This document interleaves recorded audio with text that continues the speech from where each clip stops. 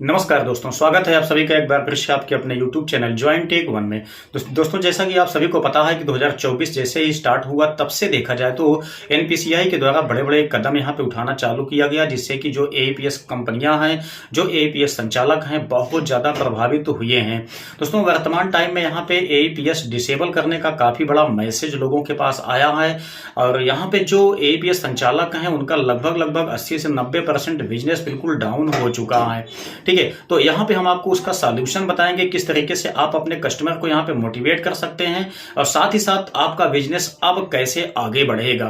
ठीक है, दोनों सॉल्यूशन मैं आपको इस वीडियो में बताने वाला हूं, तो सभी को यहाँ पे इस वीडियो को देखना काफी ज्यादा आवश्यक है, क्योंकि आपका जो बिजनेस है वो बहुत ज्यादा टूट चुका है। ना तो आपका डिस्ट्रीब्यूटर, ना तो आपकी कंपनियां किसी तरीके का आपका कोई साथ देने वाली नहीं है। सभी का सभी यहाँ पे बिल्कुल चुप्पी साध के बैठे हुए हैं।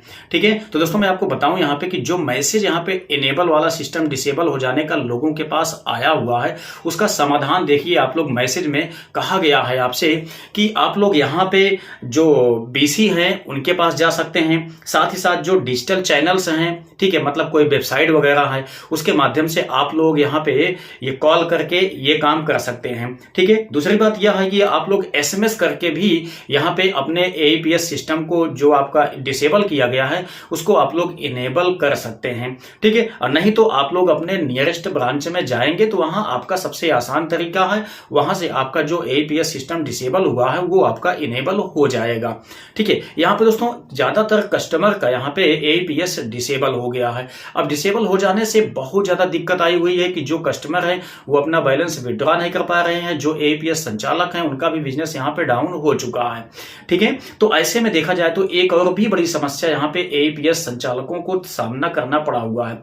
वो क्या चीज है दोस्तों, यहाँ पे लिमिट को लेकर के है। जो एईपीएस ट्रांजैक्शन हम लोग जानते हैं कि 10,000 तक का आसानी से किया जा सकता है, लेकिन दोस्तों यहाँ पे एईपीएस ट्रांजैक्शन लिमिट को ही घटा दिया गया है आपके पास। ठीक है, इसको दोस्तों एसबीआई ने तो बहुत कम कर दिया है। काफी ज्यादा ऐसे रिटेलर हैं जिनके पास यहाँ पे 5,000 से ज्यादा निकलने के लिए बिल्कुल तैयार ही नहीं है।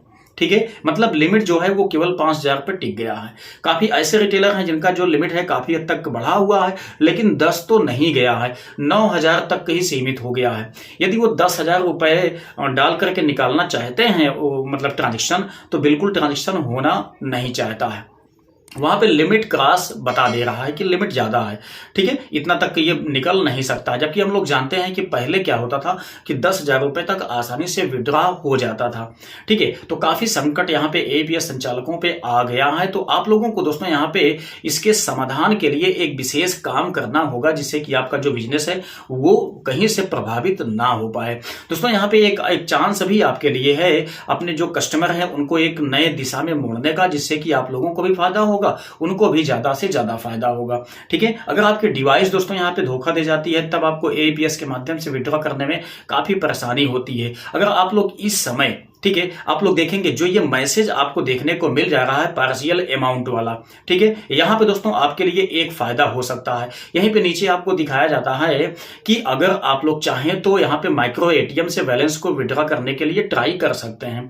मतलब ये हुआ कि एईपीएस डिसेबल हुआ है, उनका एटीएम से बैलेंस विड्रॉ होना बिल्कुल भी डिसेबल नहीं हुआ है। तो जिन जिन यहाँ पे संचालकों के पास एटीएम डिवाइस की मशीन है, मतलब माइक्रो एटीएम है, ठीक है, उनके पास यहाँ पे किसी तरह की कोई दिक्कत नहीं हुई है। ज्यादातर जो उनके जो कस्टमर हैं दोस्तों वो आपके बदल चुके हैं एटीएम के तौर पे, तो उनका यहाँ पे आसानी से एटीएम, माइक्रो एटीएम के माध्यम से उनका विड्रॉ सक्सेसफुल किया जा रहा है। ठीक है, तो आप लोग भी चाहें यहाँ पे तो अपने कस्टमर को मोटिवेट कर सकते हैं। इस समय एक माइक्रो एटीएम आप लोग ले लीजिए, अपने कस्टमर को सजेस्ट कीजिए कि वो फटाफट अपना एटीएम कार्ड बनवा लें, आसानी से स्वाइप करके आप लोग उनका विड्रॉ कर पाएंगे। ठीक है, इससे फायदा ये होगा कि जो आपका कस्टमर है वो भी थोड़ा से डिजिटल हो जाएगा, उसके पास भी एईपीएस वाला झमेला खत्म हो जाएगा, एटीएम से काम उसका भी चलने लगेगा। ठीक, वहीं यहाँ पे जो आपको पार्शियल अमाउंट का सामना करना पड़ जा रहा है, ये सारा बाउंडेशन वहां पे बिल्कुल भी नहीं है। अगर आप लोग चाहें वहां पे तो पार्शियल अमाउंट के थ्रू भी आप लोग वहां पे बैलेंस को